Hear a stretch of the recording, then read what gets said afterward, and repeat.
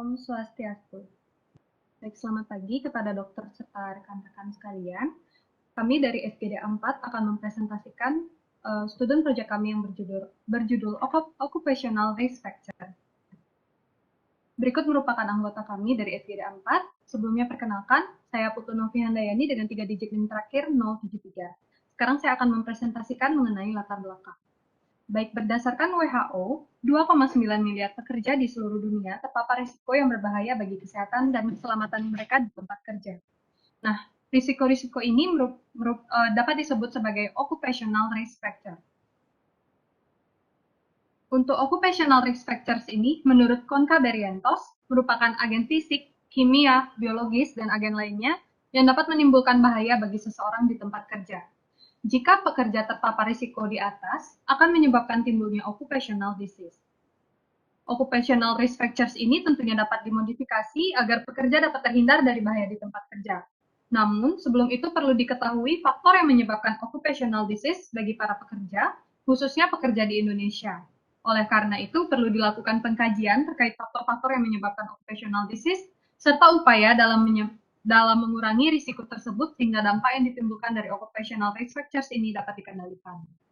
Baik, untuk selanjutnya mungkin akan dijelaskan oleh rekan saya. Baik, perkenalkan nama saya Dewa Made Prasetya dengan 3 digit NIM akhir 233. Di sini saya akan melanjutkan tentang definisi occupational risk factor. Occupational risk factor atau faktor risiko pekerjaan didefinisikan sebagai agen kimia, fisik, biologis, atau lainnya yang dapat menyebabkan kerusakan pada suatu orang yang terpapar di tempat kerja dan berpotensi dimodifikasi. Karena etiologi yang kompleks dan data yang kurang, pendekatan yang berbeda dikembangkan untuk beberapa kondisi, seperti asma dan nyeri punggung bagian bawah, menggunakan pekerjaan sebagai agen penyebabnya. Selanjutnya akan dilanjutkan oleh teman saya. Baik, perkenalkan saya Putu Anasita Fira Saraswati dengan 3 digit NIM terakhir 183. Jadi terdapat beberapa faktor penyakit akibat kerja dan digolongkan menjadi 4, yaitu golongan fisik, golongan kimiawi, golongan biologis, dan golongan psikososial di tempat kerja.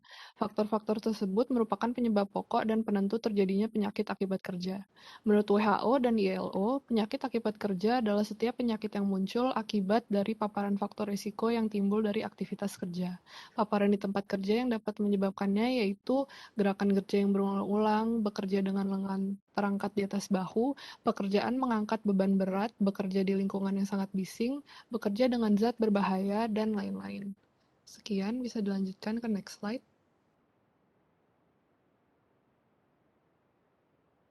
Baik, perkenalkan nama saya Astri Meliana dengan 3 digit yang terakhir 113. Selanjutnya di sini saya akan menjelaskan mengenai jenis-jenis occupational disease. Yang pertama ada pneumokoniosis yang disebabkan oleh debu mineral, pembentukan jaringan parut, dan silokotuberkulosis yang silikosisnya merupakan faktor utama penyebab cacat atau kematian. Selanjutnya ada penyakit paru dan saluran pernafasan, bronkopulmoner, yang disebabkan oleh debu logam keras.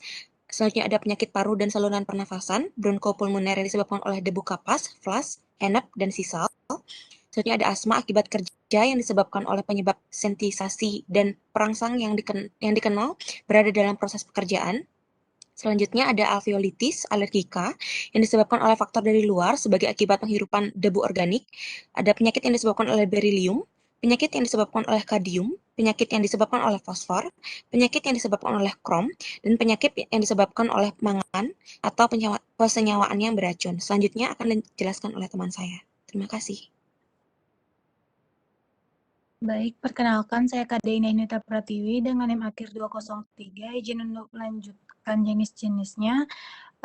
Selanjutnya ada penyakit yang disebabkan oleh arsen, penyakit yang disebabkan oleh raksa, penyakit yang disebabkan oleh timbal, penyakit yang disebabkan oleh flaur, penyakit yang disebabkan oleh karbon disulfida, penyakit yang disebabkan oleh derivat halogen dari persenyawaan hidrokarbon alifatik atau aromatik yang beracun. Lalu ada penyakit yang disebabkan oleh benzena atau homolog yang beracun. Lalu penyakit yang disebabkan oleh derivat nitro dan amina dari benzena atau homolog yang beracun. Selanjutnya ada penyakit yang disebabkan oleh nitrogliserin atau ester asam nitrat lainnya. Selanjutnya ada penyakit yang disebabkan oleh alkohol, glikol, atau keton. Selanjutnya akan dijelaskan oleh teman saya. Terima kasih. Baik, perkenalkan nama saya Niputu Rismayanti dengan NIM Akid 223. Baik, di sini saya akan menjelaskan jenis yang nomor 21, yaitu penyakit yang disebabkan oleh gas atau uap penyebab asfiksia atau keracunan seperti karbon monoksida, hidrogen cyanida, hidrogen sulfida, ataupun derivatnya yang beracun seperti amoniak, seng, berasu, dan juga nikel. Selanjutnya, kelainan pendengaran yang disebabkan oleh kebisingan, penyakit yang disebabkan oleh getaran mekanik, penyakit yang disebabkan oleh pekerjaan dalam udara yang bertekanan lebih, penyakit yang disebabkan oleh radiasi elektromagnetik dan radiasi yang mengion, penyakit kulit yang disebabkan oleh penyebab fisik, kimia, ataupun biologi, kanker kulit epitelioma primer yang disebabkan oleh tepik, bitumen, minyak mineral, antarsena, atau persenyawaan produk atau residu dari zat tersebut, kanker paru atau mesotelioma yang disebabkan oleh abses, penyakit infeksi yang disebabkan oleh virus, bakteri, atau parasit yang didapatkan dalam suatu pekerjaan yang memiliki risiko kontaminasi khusus, penyakit yang disebabkan oleh suhu tinggi atau rendah atau panas, radiasi, atau kelembapan udara yang tinggi, dan jenis yang terakhir yaitu penyakit yang disebabkan oleh bahan kimia lainnya termasuk bahan obat. Baik, bisa next. Perkenalkan, nama saya adalah Dasara Vanessa dengan 3 digit yang terakhir 043. Jadi di sini saya akan membahas mengenai faktor risiko dari occupational disease.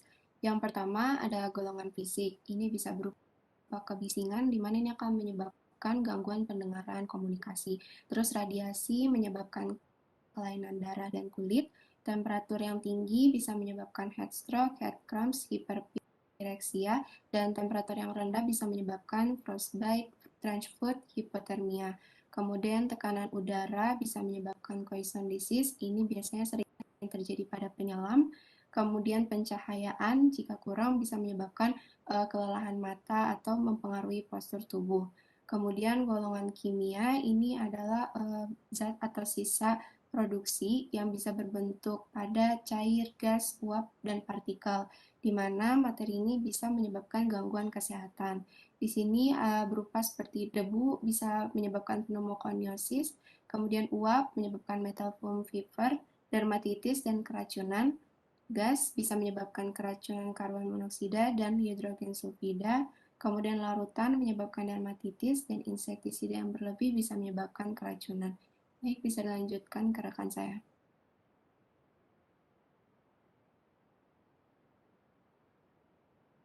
Perkenalkan, nama saya Toka Daga Dewasa Busana dengan NIM Mahir 213. Di sini saya akan melanjutkan selanjutnya yaitu golongan fisiologis dan infeksi. Golongan fisiologis dapat disebabkan oleh sikap badan yang kurang baik saat bekerja, kesalahan konstruksi ataupun mesin. Sikap badan diperlukan untuk melakukan pekerjaan menggunakan alat elektronik seperti komputer, di mana posisi badan yang salah atau posisi layar terlalu tinggi atau terlalu rendah akan menyebabkan kelelahan yang berlebih dan bisa menyebabkan perubahan fisik pada tubuh pekerja. Untuk golongan infeksi bisa berasal dari tempat bekerja yang berisiko menularkan berbagai macam penyakit seperti kerja di lab yang terdiri dari banyak jenis bakteri. Contohnya adalah bakteri Bacillus anthracis yang bisa menyebabkan anthrax disease. Selain di lab, di rumah sakit atau di peternakan juga rawan terkena berbagai macam infeksi seperti virus HIV dan atau Brucella. Selanjutnya, golongan mental dan psikososial. Golongan mental bisa disebabkan oleh beban kerja yang berlebih, kerja yang terlalu monoton yang bisa menyebabkan kebosanan, dan hubungan kerja antar karyawan yang tidak baik yang bisa menyebabkan stres kerja atau meningkatkan resiko berbagai macam penyakit. Baik, selanjutnya bisa dikenalkan saya.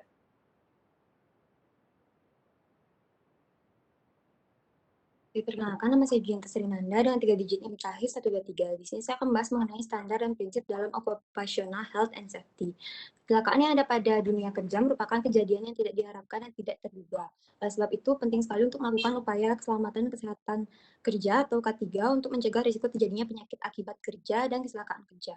Adapun prinsip dari keselamatan dan kesehatan kerja menurut ILO atau WHO, di mana yang pertama yaitu hak dan kewajiban, menggunakan alat pelindung diri, mentaati semua syarat-syarat keselamatan dan kesehatan kerja yang sudah diwajibkan. Yang kedua itu tanggung jawab pengusaha, yaitu diharapkan pengusaha mengadakan medical check-up secara berkala serta memberikan jaminan kesehatan. Dan yang ketiga yaitu tugas pemerintah, di mana memberikan masukan dan mengawasi pelaksanaan K3 guna melindungi para pekerja. Dan selanjutnya akan disampaikan rekan saya.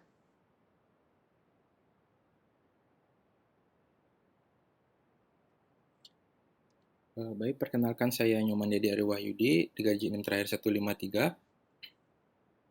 Sini saya akan menjelaskan salah satu penerapan standar prinsipnya, itu adalah K3RS atau Kesehatan dan Keselamatan Kerja Rumah Sakit, di mana ini merupakan upaya yang dilakukan untuk mengurangi dan mencegah terjadinya kecelakaan, kerusakan, dan segala bentuk kerugian baik terhadap sumber daya manusia, peralatan, objek kerja, tempat bekerja, dan lingkungan kerja baik secara langsung maupun tidak langsung. Salah satu penerapannya, di sini ada 4 penerapan. Yang pertama ada pelayanan kesehatan kerja.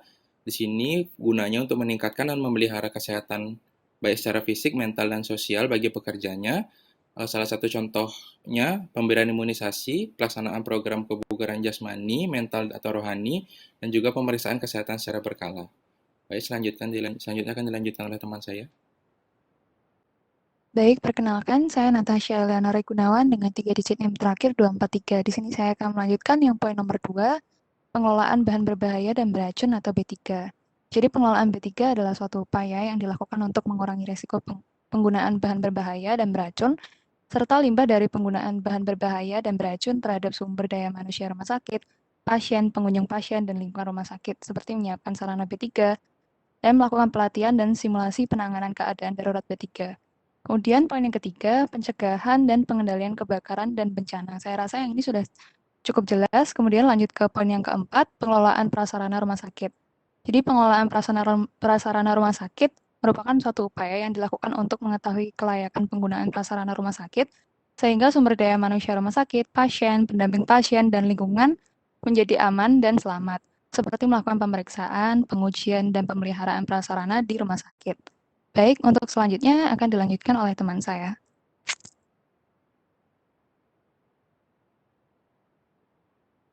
Baik, perkenalkan nama saya Erin Agina dengan 3 digit NIM terakhir 193. Di mana kesimpulan dari studi proyek kali ini, faktor risiko pekerjaan dapat didefinisikan sebagai agen kimia, fisik, biologis, atau lainnya yang dapat menyebabkan kerusakan pada suatu orang yang terpapar di tempat kerja dan berpotensi dimodifikasi. Di mana jenis-jenis occupational disease ini atau penyakit akibat kerja terdiri dari 31 jenis penyakit akibat kerja. Beberapa di antaranya yaitu yang pertama pneumokoniosis, penyakit paru, asma, penyakit yang disebabkan oleh beryllium, kadmium, fosfor, karbon disulfida, dan juga lain sebagainya. Faktor risiko yang dapat menyebabkan terjadinya faktor risiko pekerjaan ini dibedakan menjadi 4, yaitu yang pertama ada golongan fisik, golongan kimia, golongan fisiologis dan juga infeksi, golongan mental, dan juga psikososial. Kemudian terdapat 3 standar dan prinsip dalam faktor risiko pekerjaan ini menurut ILO atau WHO, yaitu yang pertama ada hak dan kewajiban, yang kedua tanggung jawab pengusaha, dan yang terakhir tugas pemerintah. Baik, sekian atas presentasi kami SDD 4. Kami tutup dengan Param Santi. Om Santi.